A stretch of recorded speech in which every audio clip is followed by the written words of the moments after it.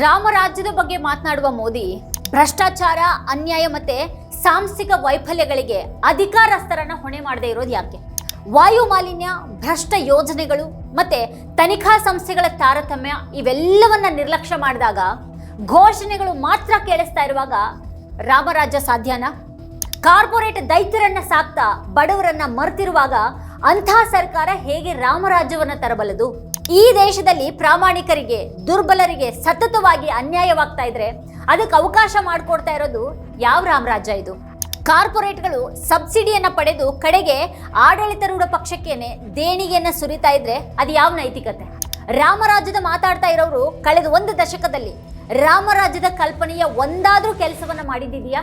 ಪ್ರಧಾನಿ ಮೋದಿ ಅವರು ರಾಮರಾಜ್ಯದ ಬಗ್ಗೆ ಮಾತಾಡಿರುವಾಗ ಕೇಳಲೇಬೇಕಾದ ಈ ಪ್ರಶ್ನೆಗಳನ್ನ ಇವತ್ತಿನ ವಿಡಿಯೋದಲ್ಲಿ ನಾವು ಚರ್ಚೆ ಮಾಡೋಣ. ನೀವು ಈ ವಿಡಿಯೋವನ್ನ ನೋಡ್ತಾ ಇದ್ರೆ ಈಗಲೇ ಈ ವಿಡಿಯೋ ಕೆಳಗೆ ಕಾಣ್ತಾ ಇರುವಂತಹ ಸಬ್ಸ್ಕ್ರೈಬ್ ಬಟನ್ ಹಾಗೆ ಪಕ್ಕದಲ್ಲಿರುವಂತಹ ಬೆಲ್ ಐಕಾನ್ ಪ್ರೆಸ್ ಮಾಡಿ ನಮ್ಮನ್ನ ಪ್ರೋತ್ಸಾಹಿಸಿ ಬೆಂಬಲಿಸಿ. ಇಂತಹ ಪ್ರಶ್ನೆಗಳನ್ನ ಕೇಳುವ ನಿಮ್ಮ ವಾರ್ತಾ ಭಾರತಿಗೆ ಪ್ರತಿಯೊಬ್ಬ ಸಬ್ಸ್ಕ್ರೈಬರ್ ಕೂಡ ದೊಡ್ಡ ಶಕ್ತಿಯನ್ನ ಕೊಡ್ತಾರೆ. ಈ ವಿಡಿಯೋವನ್ನ ಮಿಸ್ ಮಾಡದೆ ಕೊನೆವರೆಗೂ ನೋಡಿ. ಈ ಬಗ್ಗೆ ನಿಮ್ಗೇನು ಅಭಿಪ್ರಾಯಗಳಿದೆ ಅದನ್ನ ವಿಡಿಯೋದ ಕೆಳಗಡೆ ಕಮೆಂಟ್ ಮಾಡಿ ನಮಗೆ ತಿಳಿಸಿ. ಹಾಗೆ ವಿಡಿಯೋದ ಲಿಂಕ್ ಅನ್ನ ನಿಮ್ಮೆಲ್ಲ ಬಂಧು ಮಿತ್ರರಿಗೆ ವಾಟ್ಸ್ಆಪ್ ಮಾಡಿ ಸತ್ಯವನ್ನ ಎಲ್ಲೆಡೆಗೂ ತಲುಪಿಸಿ. ಈಗಿನ ವಿಷಯಕ್ಕೆ ಬರೋಣ. ನವೆಂಬರ್ 25ರಂದು ಅಯೋಧ್ಯೆಯ ರಾಮ ಮಂದಿರ ಸಂಕೀರ್ಣದಿಂದ ಪ್ರಧಾನಿ ಮೋದಿ ಅವರು ಮಾಡಿದಂಥ ಭಾಷಣದ ಬಗ್ಗೆ ಯಾವುದೇ ಪ್ರಶ್ನೆಗಳನ್ನ ಯಾರೂ ಎತ್ತಲೇ ಇಲ್ಲ. ನಾವು ರಾಮನಿಂದ ಕಲಿಬೇಕು, ರಾಮನ ವ್ಯಕ್ತಿತ್ವವನ್ನು ಅರ್ಥ ಮಾಡ್ಕೊಳ್ಬೇಕು ಅಂತ ಮೋದಿ ಅವರು ಹೇಳಿದ್ರು. ಆದರೆ ಅವರು ಅಯೋಧ್ಯೆಯಲ್ಲಿ ಯಾವುದ್ರ ಬಗ್ಗೆ ಮಾತಾಡಿದ್ರೋ ಆ ರಾಮರಾಜ್ಯದ ಕುರುಹು ಅವರ ಆಡಳಿತಾವಧಿಯಲ್ಲಿ ಸರ್ಕಾರದ ಸಂಸ್ಥೆಗಳಲ್ಲಿ ಮತ್ತೆ ಬಿಜೆಪಿ ರಾಜಕೀಯದಲ್ಲಿ ಕಾಣಿಸ್ತಾ ಇದೆಯಾ ಅನ್ನುವಂಥ ಒಂದು ಪ್ರಶ್ನೆಯನ್ನು ನಾವಿವತ್ತು ಎತ್ತಬೇಕಾಗಿದೆ. हमें जीवंत समाज है, हमें दूरदृष्टि के साथ ही काम करना होगा. हमें आने वाले दशकों, आने वाली सदियों को ध्यान में रखना ही होगा. और साथियों, इसके लिए भी हमें प्रभु राम से सीखना होगा. हमें उनके व्यक्तित्व को समझना होगा. हमें उनके व्यवहार को आत्मसात करना होगा. हमें याद रखना होगा, राम यानी आदर्श, राम यानी मर्यादा, राम यानी जीवन का सर्वोच्च चरित्र, राम यानी सत्य और पराक्रम का संगम. ಇಷ್ಟು ಕಾಲ ಇಲ್ಲದ ಮೇಲೆ ಇನ್ನು ಮೇಲಾದರೂ ನ್ಯಾಯವನ್ನ ನೀಡಲಾಗುತ್ತಾ ಅನ್ನುವಂಥ ಒಂದು ಭರವಸೆ ಇದೆಯಾ? ಮೋದಿ ಅವರ ಇಷ್ಟು ವರ್ಷಗಳ ಅಧಿಕಾರಾವಧಿಯನ್ನ ರಾಮರಾಜ್ಯದ ಕಲ್ಪನೆಯ ಪ್ರಕಾರ ನಾವು ಮೌಲ್ಯಮಾಪನ ಮಾಡಬಹುದಾ? ಅವರ ಅಧಿಕಾರಾವಧಿಯಲ್ಲಿ ಅವ್ರ ಸರ್ಕಾರದ ಯಾವ ಸಂಸ್ಥೆ ರಾಮರಾಜ್ಯದ ಒಂದು ದೃಷ್ಟಿಕೋನಕ್ಕೆ ಅನುಗುಣವಾಗಿದೆ? ಆಡಳಿತಾರೂಢ ಪಕ್ಷದ ಪರ ವಹಿಸಿದವರ ಹಾಗೆ ರಾಹುಲ್ ಗಾಂಧಿ ಅವರಿಗೆ ಪತ್ರ ಬರೆದ ಸ್ವತಃ ಹಲವು ಅನುಮಾನ ಮತ್ತೆ ಆರೋಪಗಳನ್ನ ಎದುರಿಸ್ತಾ ಇರುವಂತಹ ಆ 272 ಜನರನ್ನ ಕೂಡ ರಾಮರಾಜ್ಯದ ಪರಿಕಲ್ಪನೆ ಅಡಿಯಲ್ಲಿ ಸತ್ಯದ ಯೋಧರು ಅಂತ ನೋಡಬಹುದಾ? ಮೋದಿ ಅವರು ತಮ್ಮ ಭಾಷಣದಲ್ಲಿ ಹೇಳಿದಂತಹ ಮಾತುಗಳನ್ನ ಯಾಕೆ ಮೌಲ್ಯಮಾಪನ ಮಾಡಲಾಗಿಲ್ಲ ಅನ್ನುವಂಥ ಒಂದು ಪ್ರಶ್ನೆ ಕಾಡುತ್ತೆ. ರಾಮರಾಜ್ಯದ ಬಗ್ಗೆ ಅದ್ಭುತ ತಿಳುವಳಿಕೆ ಹೊಂದಿರೋ ಹಾಗೆ ಮಾತನಾಡಿದಂತಹ ಮೋದಿ ಅವರು ಇಷ್ಟು ವರ್ಷಗಳ ಅಧಿಕಾರಾವಧಿ ಆ ದಿಕ್ಕಿನಲ್ಲಿ ಸಾಗಿದೆಯಾ? ರಾಮರಾಜ್ಯದ ಪರಿಕಲ್ಪನೆಗೆ ಅನುಗುಣವಾಗಿ ಅವರ ಅಧೀನದ ಚುನಾವಣಾ ಆಯೋಗ, ತನಿಖಾ ಏಜೆನ್ಸಿಗಳು ಕೆಲಸ ಮಾಡ್ತಾ ಇವೆಯಾ? ಅವರು ಕಳೆದ ದಶಕದ ಬಗ್ಗೆ ಯೋಚನೆ ಮಾಡಿದ್ರೆ ಅವರ ಭಾಷಣ ಮುಂಬರುವ ದಶಕಗಳಿಗೂ ಕೂಡ ದಾರಿಯನ್ನ ತೋರಿಸ್ತಾ ಇತ್ತು. ರಾಮ ಅಂದ್ರೆ ಆದರ್ಶಗಳು, ರಾಮ ಅಂದ್ರೆ ಘನತೆ, ರಾಮ ಅಂದ್ರೆ ಜೀವನದಲ್ಲಿ ಅತ್ಯುನ್ನತ ಪಾತ್ರ, ರಾಮ ಅಂದ್ರೆ ಸತ್ಯ ಮತ್ತೆ ಶೌರ್ಯದ ಸಂಗಮ ಅನ್ನೋದಾದ್ರೆ ಮೋದಿ ಅವರ ಆಡಳಿತದಲ್ಲಿ ರಾಮರಾಜ್ಯ ಅನ್ನೋದು ಎಲ್ಲಿದೆ? ಮೋದಿ ಅವರ ಆಡಳಿತದ ಈ 12 ವರ್ಷಗಳಲ್ಲಿ ಸತ್ಯ ಯಾವತ್ತಾದ್ರೂ ಮೇಲುಗೆಯನ್ನು ಸಾಧಿಸಿದೆಯಾ? ಈ ಮಡಿಲ ಮೀಡಿಯಾಗಳಿಗೆ ಸತ್ಯವನ್ನ ಕಂಡುಹಿಡಿಯುವಂತಹ ಧೈರ್ಯ ಬಂದಿದೆಯಾ? ಪ್ರಧಾನಿ ಮೋದಿ ಅವರ ಅಧಿಕಾರಾವಧಿಯನ್ನ ರಾಮನ ಆದರ್ಶಗಳಿಗೆ ಹತ್ತಿರ ಅಂತ ನಾವು ಪರಿಗಣಿಸಬಹುದಾ? ರಾಮನಿಂದ ಕಲಿಬೇಕಾಗಿದೆ ಅಂತ ಹೇಳುವಾಗ ಪ್ರಧಾನಿ ಮೋದಿ ಅವರು ತಾವು ರಾಮನಿಂದ ಏನ್ ಕಲಿತಿದ್ದಾರೆ ಅನ್ನೋದನ್ನ ವಿವರಿಸಬೇಕು. ಅದರ ಪರಿಣಾಮ ಯಾಕೆ ಅವರ ಆಡಳಿತದಲ್ಲಿ ಗೋಚರಿಸ್ತಾ ಇಲ್ಲ? ಒಂದು ಉದಾಹರಣೆಯನ್ನ ನಾವು ನೋಡೋದಾದ್ರೆ, ಅದಾನಿ ಸಮೂಹದ ಕಲ್ಲಿದ್ದಲು ಕಂಪನಿ ವಿರುದ್ಧ ರಾಜಸ್ಥಾನ ಸರ್ಕಾರನೇ ಆರೋಪ ಮಾಡಿತು. ಅದಾನಿ ಕಂಪನಿಯು ಸುಲಿಗೆ ಮತ್ತೆ ಒತ್ತಡ ತಂತ್ರಗಳನ್ನು ಆಶ್ರಯಿಸಿದೆ ಅಂತ ರಾಜ್ಯ ಸರ್ಕಾರನೇ ಆರೋಪ ಮಾಡಿತು. ಇದರಿಂದಾಗಿ ಸರ್ಕಾರ ಸಾರಿಗೆಗಾಗಿ 1400 ಕೋಟಿ ರೂಪಾಯಿಗಳನ್ನ ಪಾವತಿಸಬೇಕಾಯಿತು. ಇಲ್ಲಿ ಸರ್ಕಾರ ಮಣಿದಿತ್ತು. ಯಾಕಂತಂದ್ರೆ ಆ ರೀತಿ ಮಾಡೋದಕ್ಕೆ ಏನಾದರೂ ವಿಫಲರಾದ್ರೆ ವಿದ್ಯುತ್ ಸರಬರಾಜು ಕಡಿತಗೊಂಡು ರಾಜ್ಯದ ಆರ್ಥಿಕತೆ ಕುಸಿತಾ ಇತ್ತು. ಜೈಪುರದ ಜಿಲ್ಲಾ ನ್ಯಾಯಾಲಯ ಅದಾನಿ ಕಂಪನಿಗೆ 50 ಲಕ್ಷ ರೂಪಾಯಿ ದಂಡವನ್ನು ವಿಧಿಸಿತು ಮತ್ತೆ ಸರ್ಕಾರ ಮತ್ತೆ ಕಂಪನಿಯ ನಡುವಿನ ಎಲ್ಲಾ ವ್ಯವಹಾರಗಳ ತನಿಖೆಯನ್ನು ನಡೆಸುವಂತೆ ಸಿಎಜಿಗೆ ಆದೇಶವನ್ನ ನೀಡಿತು. ಅದಾನಿ ಗ್ರೂಪ್ ಕಂಪನಿ ಈ ಆದೇಶದ ವಿರುದ್ಧ ಮೇಲ್ಮನವಿಯನ್ನ ಸಲ್ಲಿಸಿತು ಮತ್ತೆ 13 ದಿನಗಳಲ್ಲಿ ಹೈಕೋರ್ಟ್ ಅದಕ್ಕೆ ತಡೆಯನ್ನ ನೀಡಿತು. ಸರ್ಕಾರ ನ್ಯಾಯಾಲಯದಲ್ಲಿ ದೂರನ್ನ ದಾಖಲಿಸದೇ ಇದ್ದಿದ್ರೆ ಏನಾಗ್ತಾ ಇದೆ ಅಂತ ಯಾರಿಗೂ ಕೂಡ ತಿಳಿತಾನೆ ಇರಲಿಲ್ಲ. ಜಿಲ್ಲಾ ನ್ಯಾಯಾಲಯ ದಂಡವನ್ನ ವಿಧಿಸಿದಾಗ ಹೈಕೋರ್ಟ್ ಆ ಒಂದು ಆದೇಶವನ್ನ ಈಗ ತಡೆ ಹಿಡಿದಿದೆ. ಈಗ ಇದು ಎಲ್ಲಾನು ರಾಮರಾಜ್ಯದ ಆದರ್ಶಗಳಿಗೆ ಅನುಗುಣವಾಗಿ ನಡೀತಾ ಇದೆ ಅಂತ ನಾವು ಹೇಳ್ಬೇಕಾ? ಇದನ್ನ ಯಾರು ತನಿಖೆ ಮಾಡ್ತಾರೆ? ಇದನ್ನ ಸಂವಿಧಾನದ ಪ್ರಕಾರ ಮಾಡ್ಲಾಗ್ತಾ ಇದೆಯಾ? ಇಂಥ ಗಂಭೀರ ಪ್ರಶ್ನೆಗಳನ್ನೆಲ್ಲ ಬದಿಗಿಟ್ಟು ರಾಮರಾಜ್ಯದ ಪರಿಕಲ್ಪನೆಯನ್ನ ತರುವಂತ ಮಾತಾಡಿದ್ರೆ ಆ ಮಾತುಗಳಲ್ಲಿ ಎಷ್ಟು ಪ್ರಾಮಾಣಿಕತೆ ಇದೆ?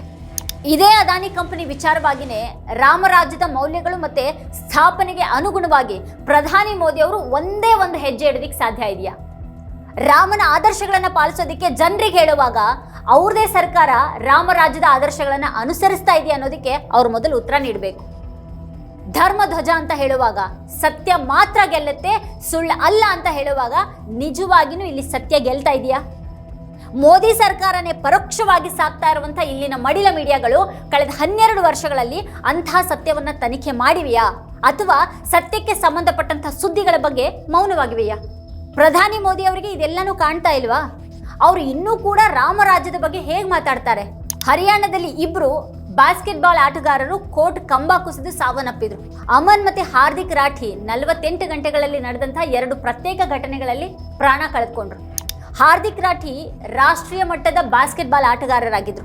ಯಾರೋ ಭ್ರಷ್ಟಾಚಾರ ಮಾಡಿ ಕಳಪೆ ಕೆಲಸ ಮಾಡಿದ್ದಕ್ಕೆ ಅಮಾಯಕ ಹುಡುಗರು ತಮ್ಮ ಪ್ರಾಣವನ್ನ ತೆರಬೇಕಾಯ್ತು. ಭ್ರಷ್ಟರು ಇಲ್ಲಿ ತಪ್ಪಿಸ್ಕೊಳ್ತಾನೆ ಬಂದಿದ್ದಾರೆ. ನಿರಂತರವಾಗಿ ಕಠಿಣವಾಗಿ ಮಾತನಾಡುವ ಮತ್ತೆ ದ್ವೇಷವನ್ನು ಹರಡುವಂತಹ ಮಾಧ್ಯಮಗಳು ದೇಶದಲ್ಲಿ ರಾಮರಾಜ್ಯದ ಪರಿಕಲ್ಪನೆ ಅದರ ನಡವಳಿಕೆ ಮೇಲೆ ಪ್ರಭಾವವನ್ನು ಬೀರ್ತಾ ಇದೆಯಾ? ರಾಮನಂತೆ ಪ್ರಧಾನಿ ಮೋದಿಯವರ ಸರ್ಕಾರವನ್ನ ನೈತಿಕತೆ ಮತ್ತೆ ಧೈರ್ಯದಿಂದ ಪ್ರಶ್ನೆ ಮಾಡೋದಕ್ಕೆ ಇಲ್ಲಿ ಸಾಧ್ಯ ಇದೆಯಾ? ಧರ್ಮದ ಹೆಸರಿನಲ್ಲಿ ರಾಜಕೀಯ ನಡೀತಾ ಇದ್ರೆ ರಾಜಕೀಯದಲ್ಲಿ ಸತ್ಯ ಮೇಲುಗೈ ಸಾಧಿಸುತ್ತಾ ಅಥವಾ ವಂಚನೆಯ ಮೂಲಕ ಚುನಾವಣೆಗಳನ್ನ ಗೆಲ್ಲಲಾಗ್ತಾ ಇದೆಯಾ? ರಾಮರಾಜ್ಯದ ಪರಿಕಲ್ಪನೆಯ ಪ್ರಕಾರ ಅಧಿಕಾರ ಮತ್ತೆ ರಾಜಕೀಯ ನಡೀತಾ ಇದ್ರೆ ಹರಿಯಾಣದ 2 ಆಟಗಾರರ ಸಾವಿನ ಬಗ್ಗೆ ದೇಶಾದ್ಯಂತ ಇಷ್ಟೊಂದು ಮೌನ ಇರ್ತಾ ಇರಲಿಲ್ಲ. 2010ರಲ್ಲಿಯೂ ಕೂಡ ರಾಮರಾಜ್ಯ ಅನ್ನೋದು ಇರಲಿಲ್ಲ. ಆದರೆ ಆ ಹೊತ್ತಿನಲ್ಲಿ ಹರಿಯಾಣದಲ್ಲಿ ಬಾಸ್ಕೆಟ್ಬಾಲ್ ಅಂಕಣದ ಮೇಲೆ ಕಂಬ ಬಿದ್ದು 2 ಹುಡುಗರು ಸಾವನ್ನಪ್ಪಿದಂತಹ ಸುದ್ದಿ ಇಷ್ಟು ಬೇಗ ಅಡಿಗೆ ಹೋಗ್ತಾ ಇರಲಿಲ್ಲ. ಆದರೆ ಈಗ ಧರ್ಮದ ಹೆಸರಿನಲ್ಲಿ ರಾಜಕೀಯವನ್ನ ಮುಂದಿಡಲಾಗಿದೆ ಮತ್ತೆ ಸಂಸ್ಥೆಗಳ ಜವಾಬ್ದಾರಿಯನ್ನ ಹಿಂದಕ್ಕೆ ಬಿಡಲಾಗಿದೆ. ನಿತಿನ್ ಸಂದೇಸರ್ ಮತ್ತೆ ಚೇತನ್ ಸಂದೇಸರ್ ಅನ್ನುವಂತಹ 2 ಸಹೋದರರ ಮೇಲೆ ಸಾವಿರಾರು ಕೋಟಿ ರೂಪಾಯಿಗಳ ಬ್ಯಾಂಕ್ ವಂಚನೆಯ ಆರೋಪವನ್ನು ಹೊರಿಸಲಾಗಿತ್ತು. 2017ರಲ್ಲಿ ಅವರು ದೇಶದಿಂದ ಪಲಾಯನ ಮಾಡಿ ಅಲ್ಬೇನಿಯನ್ ಪೌರತ್ವವನ್ನು ಪಡೆದ್ರು. ಅವರು ತಮ್ಮ ಬ್ಯಾಂಕ್ ಬ್ಯಾಲೆನ್ಸ್ನ 1/3 ಭಾಗ ಅಥವಾ 5100 ಕೋಟಿಯನ್ನ ಪಾವತಿಸಿದ್ರೆ ಅವರ ವಿರುದ್ಧದ ಪ್ರಕರಣವನ್ನ ವಜಾಗೊಳಿಸಲಾಗುವುದು ಅಂತ ಕೋರ್ಟ್ ತೀರ್ಪನ್ನ ನೀಡಿದೆ. ಒಬ್ಬ ಸಾಮಾನ್ಯ ವ್ಯಕ್ತಿ ಬ್ಯಾಂಕಿಗೆ ವಂಚನೆ ಮಾಡಿ ಸಾಲವನ್ನ ಮರುಪಾವತಿ ಮಾಡದೇ ಇದ್ರೆ ಅವರಿಗೆ ಇದೇ ರೀತಿಯ ಒಂದು ಕ್ಷಮಾದಾನ ಸಿಗುತ್ತಾ? 2018ರ ಕಾನೂನಿನಡಿ ಭಾರತ ಸರ್ಕಾರ ಈ 2 ಸಹೋದರರನ್ನ ಪರಾರಿಯಾದಂಥ 14 ಆರ್ಥಿಕ ಅಪರಾಧಿಗಳಲ್ಲಿ ಪಟ್ಟಿ ಮಾಡಿದೆ. ಈ ಕಾನೂನಿನಡಿ ಸರ್ಕಾರ ಆರ್ಥಿಕ ಅಪರಾಧಗಳನ್ನ ಮಾಡುವವರ ಆಸ್ತಿಗಳನ್ನ ಮುಟ್ಟುಗೋಲು ಹಾಕೊಳ್ಳುತ್ತೆ. ವಿಜಯ್ ಮಲ್ಯ ಮತ್ತೆ ನೀರವ್ ಮೋದಿಯನ್ನ ಕೂಡ ಈ ಕಾನೂನಿನಡಿಯಲ್ಲಿ ಪಟ್ಟಿ ಮಾಡಲಾಗಿದೆ. ಈಗ ಸಂದೇಸರ್ ಸಹೋದರರು ಸಾರ್ವಜನಿಕರ ಹಣವನ್ನ ಬ್ಯಾಂಕ್ಗಳಿಗೆ ಹಿಂದಿರುಗಿಸಿದ್ರೆ ಅವರ ವಿರುದ್ಧ ಕ್ರಿಮಿನಲ್ ಪ್ರಕರಣಗಳು ಇಲ್ಲವಾಗುತ್ತವೆ. ಅವರು ಹಣವನ್ನ ಹಿಂದಿರುಗಿಸುವಂತ ಒಂದು ಭರವಸೆಯನ್ನ ನೀಡಿದ್ದಾರೆ. ಕಂಪನಿ ಕಾಯ್ದೆಯಡಿ ಭ್ರಷ್ಟಾಚಾರ, ಬ್ಯಾಂಕ್ ವಂಚನೆ, ಹಣ ವರ್ಗಾವಣೆ, ಕಪ್ಪು ಹಣ ಮತ್ತೆ ತೆರಿಗೆ ವಂಚನೆ ಪ್ರಕರಣಗಳನ್ನ ಕೋರ್ಟ್ ವಜಾಗೊಳಿಸಿದೆ. ಅಲ್ಲದೆ ಪರಾರಿಯಾದ ಆರ್ಥಿಕ ಅಪರಾಧಿಗಳ ಪಟ್ಟಿಯಿಂದನೂ ಕೂಡ ಅವರ ಹೆಸರನ್ನ ತೆಗೆಯಲಾಗಿದೆ. ಈ ನಿರ್ಧಾರ ರಾಮರಾಜ್ಯದ ಪರಿಕಲ್ಪನೆಯನ್ನು ಆಧರಿಸಿದೆಯಾ? ವರದಿಯೊಂದರ ಪ್ರಕಾರ ಸಂದೇಸರ್ ಸಹೋದರರ ಭರವಸೆಯನ್ನ ದಾಖಲೆಗೆ ತೆಗೆದುಕೊಂಡ ನಂತರ ಇಡಿ ಕಚೇರಿಯಲ್ಲಿ ಸಂಭ್ರಮ ಇತ್ತಂತೆ. PMLA ಜಾರಿಗೆ ಬಂದ ನಂತರ ದೊಡ್ಡ ಮೊತ್ತದ ಹಣ ವಸೂಲಿ ಆಗ್ತಾ ಇದೆ ಅನ್ನೋದು ಇದಕ್ಕೆ ಕಾರಣ. ಅವರಿಗೆ ಈ ವಿನಾಯಿತಿಯನ್ನು ನೀಡಲಾಗ್ತಾ ಇರೋದು ಯಾಕೆ? ಮತ್ತಿದು ಸಂಭ್ರಮಾಚರಣೆ ಮಾಡುವಂಥ ವಿಷಯನಾ? ಫೆಬ್ರವರಿ 2024ರಲ್ಲಿ ಮೋದಿ ಸರ್ಕಾರದ ಸಚಿವ ಸಂಪುಟ 3 ಸೆಮಿಕಂಡಕ್ಟರ್ ಘಟಕಗಳನ್ನು ಅನುಮೋದಿಸಿತು. 3 ಘಟಕಗಳಲ್ಲಿ 2 ಟಾಟಾ ಗ್ರೂಪ್ಗೆ ಸೇರಿದ್ವು. ಸೆಮಿಕಂಡಕ್ಟರ್ ಘಟಕಗಳನ್ನು ಸ್ಥಾಪಿಸುವಂತಹ ವೆಚ್ಚದಲ್ಲಿ ಅರ್ಧದಷ್ಟು ಹಣವನ್ನು ಸರ್ಕಾರ ಭರಿಸುತ್ತೆ ಅಂತ ಸರ್ಕಾರನೇ ನಿರ್ಧಾರ ಮಾಡಿತು. ಹೀಗಾಗಿ ಟಾಟಾ ಗ್ರೂಪ್ 44,203 ಕೋಟಿ ಸಬ್ಸಿಡಿಯನ್ನು ಪಡಿತು. ಹಾಗೆ ಟಾಟಾ ಗ್ರೂಪ್ ಬಿಜೆಪಿಗೆ 758 ಕೋಟಿ ದೇಣಿಗೆಯನ್ನು ನೀಡಿತು.